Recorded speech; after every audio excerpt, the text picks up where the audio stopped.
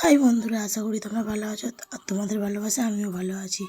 তো আজকে তোমাদের সাথে ফের নতুন একটা ব্লগ নিয়ে চলে এসেছি। তো দেখতেই পাচ্ছ এখানে ফার্স্ট টাইম আমি কাঁচা ছোলা ভেজে নিলাম, তারপরে চিংড়িও ভেজে নিলাম। তো ভাবছো বন্ধুরা আমি কি বানাবো, তাই তো আজকে বানাবো মোচা ছোলা দিয়ে চিংড়ি।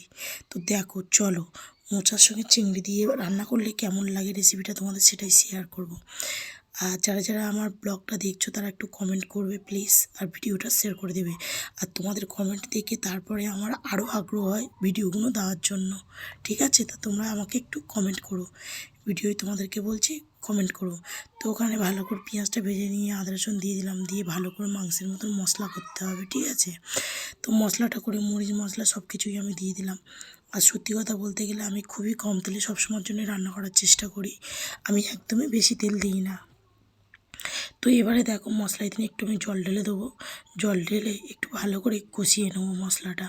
কেমন করে মোচাটা রান্না করছি সেটাই তোমাদের দেখাচ্ছি। আর আমি সিদ্ধ অলরেডি করে রেখেছি মোচাটা। তো দেখো আমি মোচাটা দিয়ে দিলাম, আমি কিন্তু এই মোচায় দিনে আর কোনো রকম জল অ্যাড করব না। এই সিদ্ধ করে নিয়েছি, নিয়ে এইবার এই মশলার মধ্যে দিয়ে দিলাম, এর উপরেই জলটা উঠবে।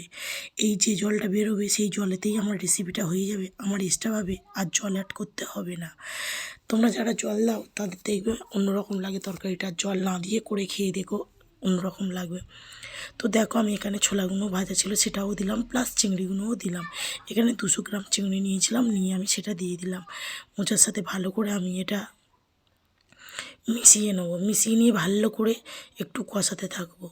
তো দেখো ফাইনালি একটু আমি ঘি দিয়ে দিলাম।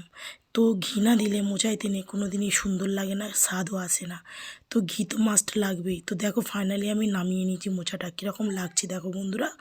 তারপরে দেখো আমি ছড়িয়ে দিলাম একটু গরম মশলা উপর দিয়ে। তো গরম মশলা ছড়িয়ে দিয়ে আমি নিয়ে চলে এলাম ভাত পাতে। তো চলো না খেয়ে দেখালে তোমরা বুঝবে কী করে যে মোচাটা হয়েছে কেমন।